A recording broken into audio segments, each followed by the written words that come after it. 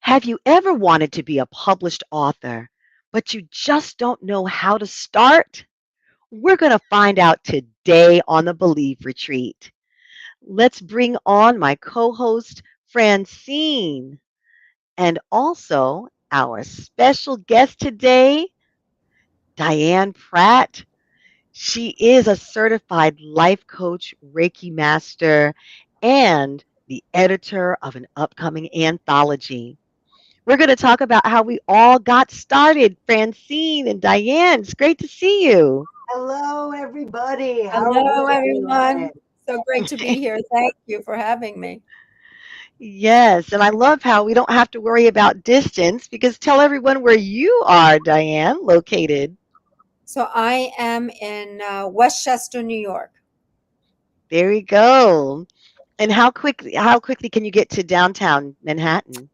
Manhattan's about a 25-minute train ride. If that, Nice. yeah. And of Well, course, great. driving about an hour and a half. Oh, yes, of course. And traffic. Well, Diane, the reason why I invited you on here is because currently you are curating an anthology. And let me show our promotional thing, which has the title. Here it is. Um, 25 ways to become unshakable after experiencing loss. And is it still grief sucks? It's death sucks. Death sucks. Yes. So I just wanted to share that with everyone, that Diane, and that's how I met Diane through a mutual friend who's a coach and has a community.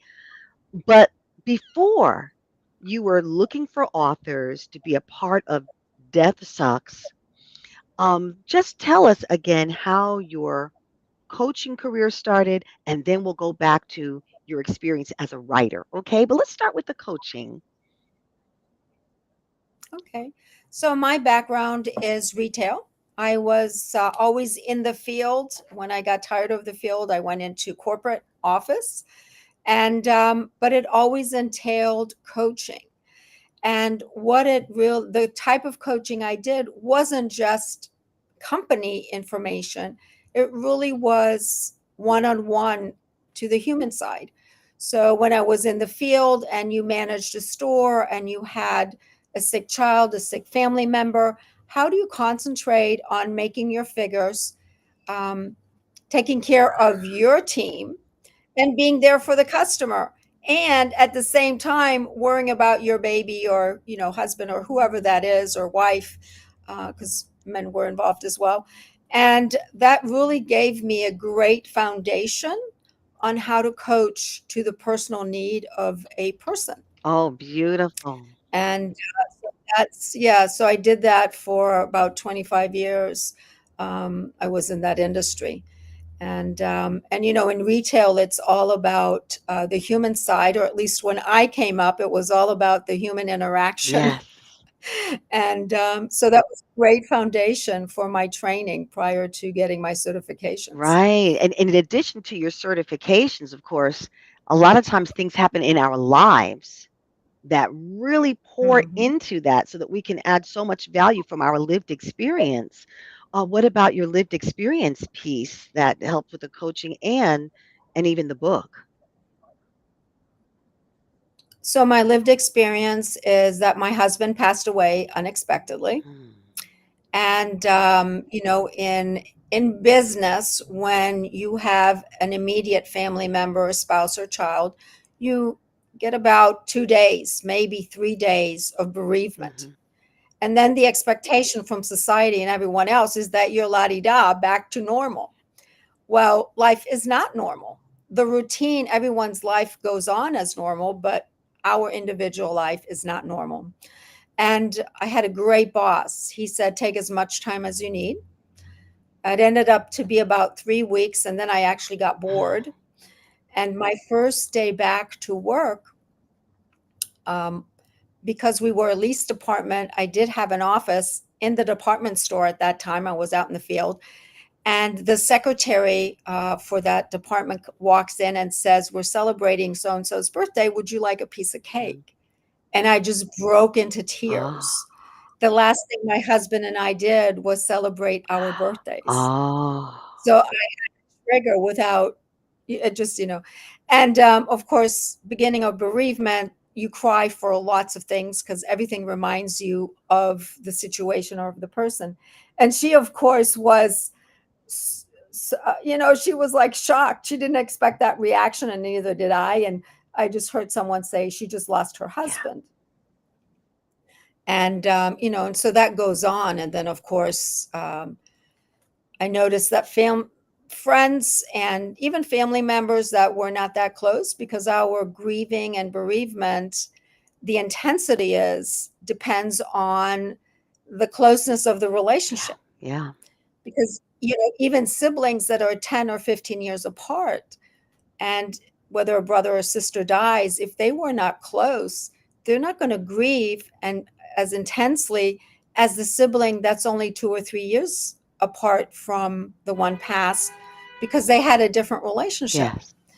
And so, that's my past experience. And then one separate from that, we were at a retreat maybe a year or so later. People knew I was married. They hadn't met my husband, but they had known, and they also knew that he passed. And everyone is sharing what their other half Mm. does, and making fun of it, like just bantering. And I said, yeah, my husband loved the color pink, and he loved to iron and do the laundry. And, as a wife, I was grateful because I really don't like doing those things, but it was relaxing for him. Oh, And the whole conversation died. Like everyone shut up. How do you make fun of a dead person? ah, I mean, what would they say? right. What would they say? Right. So I realized that, and the silence seemed forever, but it was just a few seconds. So I broke the Mm. ice, and I said, here I am, the griever, and I have to worry about other people's feelings. Yes, That is not, like, that didn't make sense to me. right, And but that's how it is even today, even though it's less, but in the end, that's how that is. And so yeah, so that's my journey. right. And So, and so then I what made you go want to ahead. put this anthology together? Well, in today's world and society, there's more conversation around death and bereavement, and there is more information.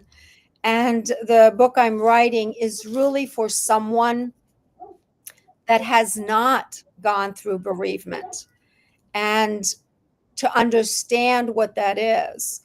Because I also have friends that are 40 and 50 years old and still have their parents, but have not really had a very close loss that it would affect their life the way bereavement does and grief does. And so it's really it's a yeah, it's an instruction on what bereavement is and how it affects us. Do you think it would be a good read for people as they have people in their life that may be getting older or have terminal illness or things like that? Do you think it will help to prepare them? Is that your intention, to maybe help them to prepare with how to deal with loss in a in a positive or constructive way so that it just doesn't take everything out of them? It will help the reader to understand what they are going through. We do change our when bereavement, it's in the frontal part of our brain where we make all the decisions. So you know we can become forgetful.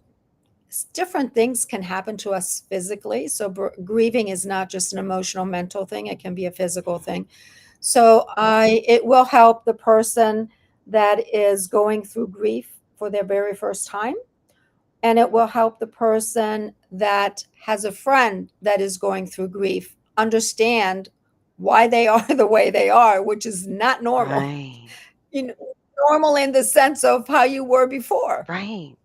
It's normal for the person grieving, but when society looks at it, it's not understood. So this, I I love that you are sharing your experiences with a new audience by writing this book. And this would be a great chapter in the Believe You Can. Believe you can help Mm, somebody get over grief. So if somebody has gone through something like Diane has, then maybe you want to write about it to be that inspiration for somebody else who needs some help, who needs some, well, inspiration to say, you know what, this is normal. being hmm. being unnormal is normal for what I'm going through. And it's not only grief and Exactly. loss, but it's everything we go through. Menopause. Mhm. When women go through menopause, if they don't talk about it, they think, oh my God, what's happening to me? And then you talk to your friend who's going through the same thing, and you realize that being normal is really normal. So I love that we're It's writing these books to help share with everybody our experiences to let them know that being normal is really normal. yes, yes. That's a beautiful, you're right, it's an intention. And the point is, too, death is a part of life. So people can learn from this anthology from the number of people who share how they dealt with death and grief at any stage in life. It gives insight and understanding so that it provides comfort. Sometimes comfort comes from the knowledge that you have. So that is going to be very useful. I'm so glad that, to be a part of it. I shared a chapter, and let's go back even before you decided to take the gifts of writing about our experiences. How did you get interested in being a part of the literary arts as an adult? Tell us about the support that you were able to find for yourself. Well, I always felt um, I always thought after my husband died that I did want to write a book and have more of an explanation. And there were books coming out, but it still wasn't a conversation. And then one day I was listening to Dwayne Dyer, and someone he was talking about writing books, and of course he was like, somebody asked me how to write a book, and I said, you just start. That's not generally the answer we're looking for, right? Because we have an idea that it takes different. And then what the other thing that he said was, what I do is I create the cover for my book, Hmm. and I simply put it on my desk. And the way I view Dwayne Dyer, because he did write a lot of books, I think he got downloads. So that was his gift. That once he started, the information just was downloaded and it came out and he wrote, and his book, however long it took, but that is. So I thought, so I did that. I created a cover. It was actually called Introduction to Grief or Grieving, something like that. And I just had it on my desk. And then one day, a friend of mine, she wrote a book and she got published. And I was like, well, okay, my cover's been sitting there. I should start. So I started, and I wrote it as an explanation. And then I was like, well, that's boring. So the number 25, are stories from participant co-authors. I call them Yeah. co-authors. And 12 stories are stories people experience death and how they dealt with the death. And 12 stories are people that experienced a loss or they're going through a hardship and how they're dealing with it. And it's not about coming out on the other side of the rainbow. It's about, this is life. I've chosen this, and this is how it is. And my intention is that when someone reads that story, because they could be in that situation, that they connect with it. Yeah. And, they would say, oh, you know, Joanna, because you did say you're a co author, you shared that. Joanna is going through that, and, she's living a great life, because they're going to Google you and find out all about your information. I can do it also, Right. you know. And then the 25th story is my story, My father died going on 2 years, and it is my experience. I'm sharing my experience between the death of my husband, how that affected me, and the death of my father. And both were totally different.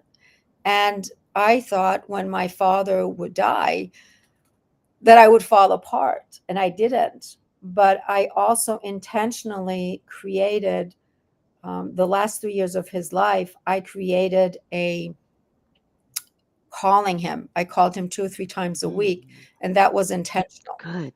So I could have that bond with him and we could share. And he loved telling jokes, as silly as they were. And he would say, "Do you know this joke?" And I would say, "No," and I heard it 100 times. Um, but that was an intention. And so when he did pass, it was not as traumatic as I had expected it that it would be. And yes, I still miss him, and yes, it was sad, and yes, I cried. But there are different levels of bereavement, and one isn't more than the other. It's just how it lands for each person, Yeah, so I like that, you know. the practical steps that you took so that you could share your story in this anthology that you're working on. Death sucks. And you that tool of creating a cover for your book to remind you, right? My intention is to be a published author, and that moved you to, okay, I guess I better start writing now. And then you had people that you could share feedback with, right? And work on your craft. So that's an important part of our anthology, Believe You Can. True stories of people who Mhm. thought they could do something and they did it. It's ongoing support. So that's why we wanted to make sure we could Yes. hear how the experience has been working for you, um, putting together an anthology, so people just know what to expect when they're part of something larger than themselves. You don't have to write an entire novel. You don't have to write thousands of pages.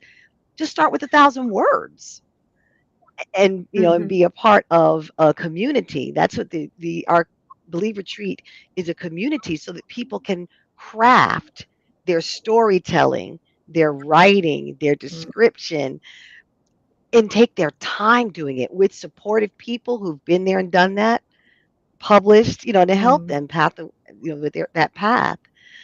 And so tell us, so with this anthology, is this going to be your first time being a published author? It will be my first time. Yes. And it will be the first time for some of the co-authors.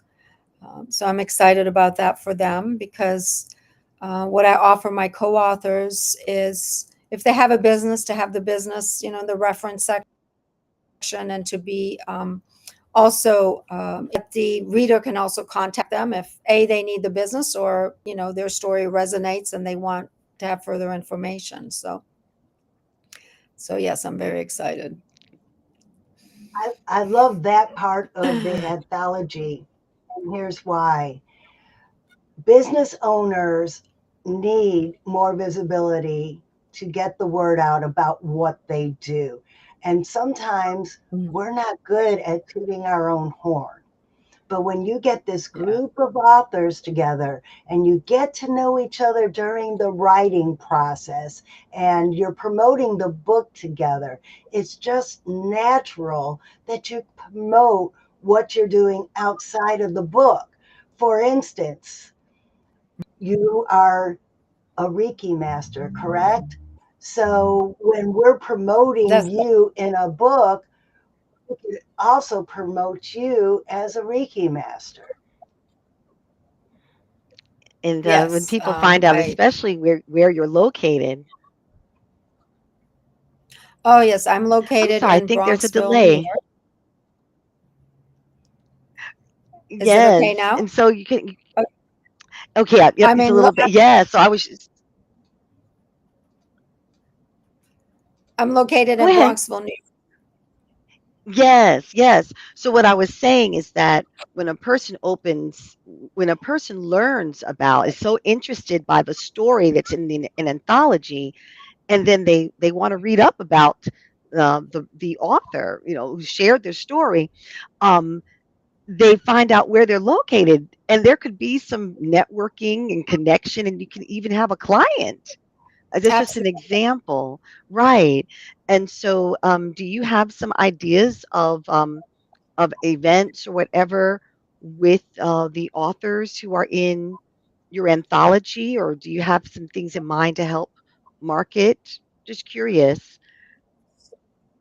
So my intention, I'm about 80% complete. So my intention is that, the co-authors will be able to use the book, especially co-authors that have authored a book, and will be able to use the book as they wish to promote it, to promote themselves, to promote their business. And for the authors that have penned a book before, it's just one more book that they're part of. Not just, it is another book that they're part of, so they can say, I'm in, 5 books or 10 books or whatever that is, and they can promote it that way as well. My intention is to do readings in bookstores and libraries and whatever I can organize at that time, and for the local authors to be present so we get to share because it's a community. That's my vision. And and with Zoom, right, we don't have to be in person. With Zoom or any platform, like we're on stream, we could do this on a platform, and then everybody invites their guests, and we'll just put on a multiple speaker setting, and and have it that way. So That yes, is a many. great idea. That's the best part of having so many people working on a project together is you have the wealth of experience of everybody there. Because face it, getting that book on Amazon is only 20% of the process. The real work begins in promoting Yeah. the book. Amazon doesn't promote the book for you. The authors need to do that. So the more creative ways we could come up with to promote our books and each other, the more lives we can impact. I like how you Absolutely. Yes, and I like how you said you envision. So you can visualize an event, in a bookstore or in a library where there's maybe a little semicircle of people, maybe an intimate setting, and an author, they're reading their chapter. But of course, there are 24 more chapters. And so the people, they're going to be intrigued. Well, what else is in there? I like this person. So I like the way that that you're visualizing that and seeing the possibilities. And that's so important in creating anything. First, you see it, Mm. and then you're taking steps toward it. And so I definitely look forward um, to finding ways to introduce the co-authors to the people that I know. That's what it is. It's introducing people into other communities, and if each author is promoting this on podcasts and Mm. events, it goes viral because of everyone's Right. effort. Well, Um, for instance, Heidi, who isn't here today, she had an emergency at the house, but Heidi and I belong to different networking groups in Jacksonville, Florida. One Yes. gentleman is in one of Heidi's groups, and he's also in one of my groups. He heard us both talking about this anthology project, not realizing that we were talking about the same anthology project. I think it was kind of funny. He just signed with us. He is joining the team. Jeremiah, I can't remember his last name. Yay, Jeremiah, Jeremiah! he's going to be on the show soon. But what I'm trying to say here is that we all have our circle of influence. When we Hmm. bring a group of people together to promote each other, then my circle of influence of 100 people and your circle of influence of 100 people and Diane's circle of influence of 100 people, eventually we have a million people in our collective circle of influence. So it's not just the point that we're selling books. Wouldn't it be great if we could sell a million copies? The beauty of this is having an impact in Mhm. a million lives that will snowball and reach globally, because out of that million people who we all collectively know, they collectively know people too. Hey, I read this chapter in an anthology by by Joanna, and you just really need to read this chapter. Buy the book and read her chapter. And that's somebody in Great Britain. So now our book is in Great Britain, affecting and impacting lives there. That's the beauty of an anthology. So, Diane, as we wrap up, is there a piece of advice that you would like to share with aspiring authors? Anything that, as far as just the value of being a part of an anthology and the experience that they can hope to get? I would say, don't make yourself wrong if you set out to write an hour today and it's 10 minutes. It's better to write 10, 30 minutes a day than, an hour or 2 hours every day. Now, there are days where I can do that, and I have done that because my part of the book is almost complete. I'm working with the co authors now. But, every day I work on the book half an hour. So, half an hour, you can get a lot done. You can write 2 or 3 paragraphs, and before you know it, that your book is done, or your portion is done, or your section is done. And my my advice would be, put your thought on paper. Don't go back and correct yourself. Just put it all on paper, typing. When I say paper, I mean typing. Yeah. Just type it all out or handwrite it, whichever works.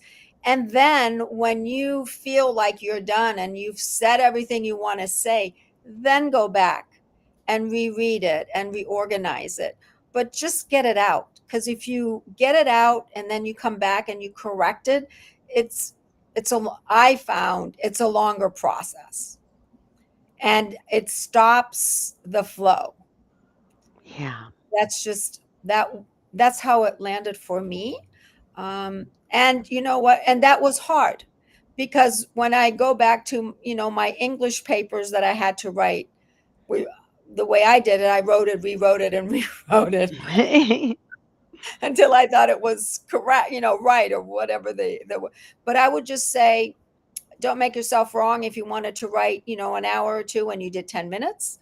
And then if you can, spend 20, 30 minutes a day on your book, and just get your information out, whatever it is you want to say, and then go back and rewrite it, reorganize it, and share it with someone that, or get feedback from someone that is on your side, Mm. because the subject matter may not be theirs, but they are enthusiastic that you're doing it, versus someone, grief and bereavement. Now there's more out there, and more people are talking about it, and more famous people are opening up. So one could say, well, what's your book going to do? And books on bereavement have always been there, but I know that my book and how I write